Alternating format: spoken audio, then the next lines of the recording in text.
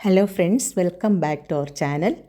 ഇന്നത്തെ എൻ്റെ വീഡിയോ കോവയ്ക്ക കൊണ്ട് നമ്മൾ മീൻ തോരൻ ഉണ്ടാക്കുന്ന പോലെ ഉണ്ടാക്കുന്നത് എങ്ങനെയാണെന്ന് നോക്കാം. മീൻ തോരൻ്റെ അതേ ടേസ്റ്റിലാണ് ഞാനിവിടെ കോവയ്ക്ക കൊണ്ട് തോരൻ ഉണ്ടാക്കിയേക്കുന്നത്. ഇതിന് വേണ്ടിയിട്ട് നല്ല നാടൻ കോവയ്ക്കായും അതേപോലെ പിഞ്ച് കോവയ്ക്ക വേണം എടുക്കാൻ. മുറ്റിയ കോവയ്ക്കായും പഴുത്ത കോവയ്ക്കായും ഈ തോരന് എടുക്കാൻ പാടില്ല. പിഞ്ച് കോവയ്ക്ക എടുത്താൽ ടേസ്റ്റ് കാണത്തുള്ളൂ. അതുകൊണ്ടാണ് ഈ പിഞ്ച് കോവയ്ക്ക എടുക്കാൻ പറയുന്നത്. കോവയ്ക്ക തോരന് അരപ്പുണ്ടാക്കാൻ വേണ്ടിയിട്ട് ഞാൻ ആവശ്യത്തിനുള്ള തേങ്ങ എടുത്തിട്ടുണ്ട്. ഞാൻ ഇവിടെ ഒരു 1/4 മുറി തേങ്ങ ആണ് എടുത്തേക്കുന്നത്. തേങ്ങയുടെ കൂടെ നമുക്ക് ചെറിയ ഉള്ളി വേണം.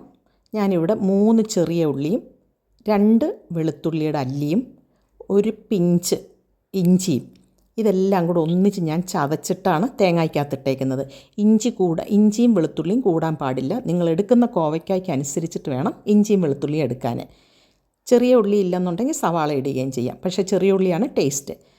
എരിക്കനുസരിച്ച് പച്ചമുളക് എടുക്കണം. ഞാൻ 2 പച്ചമുളക് എടുത്തിട്ടുണ്ട്.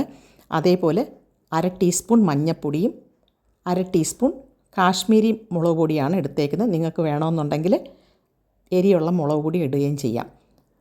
എന്നിട്ട് കുറച്ച് കരിയാപ്പില നല്ല പിച്ചിടണം. അപ്പോഴാ കരിയാപ്പിലയുടെ ടേസ്റ്റ് ആ തേങ്ങയ്ക്കകത്ത് ഇറങ്ങത്തുള്ളൂ.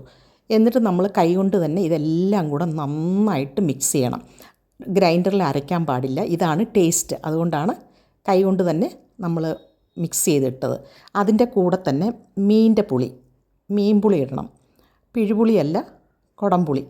അത് ഞാനിവിടെ ചെറിയ 2 പീസ് എടുത്തിട്ടുണ്ട്. ഞാൻ എടുത്ത കോവയ്ക്കയുടെ അനുസരിച്ചിട്ടാണ് ആ കുടംപുളി എടുത്തേക്കുന്നത്. എന്നിട്ട് അരിഞ്ഞ് വെച്ചേക്കുന്ന കോവയ്ക്കായിൽ ഇതെല്ലാം കൂടിയിട്ട് ഒന്നുകൂടെ മിക്സ് ചെയ്യണം. കൈകൊണ്ട് തന്നെ ആ കോവയ്ക്കായും തേങ്ങായും ഒന്നുകൂടെ നന്നായിട്ട് മിക്സ് ചെയ്യണം. ഈ കോവയ്ക്കായിൽ വെള്ളം ചേർക്കേണ്ട ആവശ്യമില്ല. തേങ്ങയിൽ നിന്ന് വെള്ളം ഇറങ്ങും. അതിൻ്റെ കൂടെ തന്നെ നമ്മൾ ഒരു 1/2 ടീസ്പൂൺ വെളിച്ചെണ്ണ ഒഴിച്ചു കൊടുക്കണം. ഇല്ലയെന്നുണ്ടെങ്കിൽ അടിക്ക് പിടിക്കും. പക്ഷേ ഞാനിവിടെ കുറച്ച് വെള്ളം ഒഴിച്ചിട്ടുണ്ട്. ഞാനിവിടെ ഒരു 2 ടേബിൾ സ്പൂൺ വെള്ളം ഒഴിച്ചിട്ടുണ്ട്. 2 ടേബിൾ സ്പൂൺ എന്ന് പറഞ്ഞാൽ ഈ തേങ്ങയുടെ വെള്ളമാണ്. തേങ്ങ നമ്മൾ മിക്സ് ചെയ്തില്ല, അതിൻ്റെ വെള്ളമാണ്.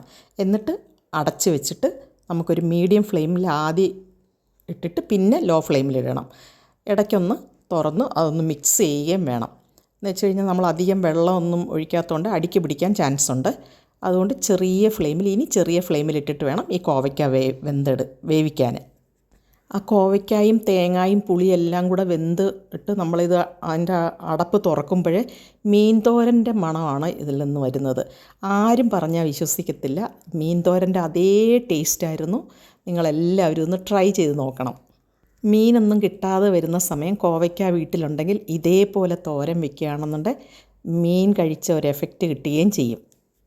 നമ്മളുടെ കോവയ്ക്ക ഇവിടെ വെന്തിട്ടുണ്ട്. ഞാനൊരു 1/2 ടീസ്പൂൺ വെളിച്ചെണ്ണയൂടെ ഇതിൻ്റെ ലാസ്റ്റ് ഒഴിക്കുന്നുണ്ട്. നിങ്ങൾക്ക് ഓപ്ഷനിലാണ്. നിങ്ങൾക്ക് വേണമെന്നുണ്ടെങ്കിൽ മാത്രം ഒഴിച്ചാൽ മതി. പക്ഷേ ആ വെളിച്ചെണ്ണയും കൂടെ ഒഴിക്കുമ്പോൾ ഒരു പ്രത്യേക ടേസ്റ്റ് തന്നെയാണ്.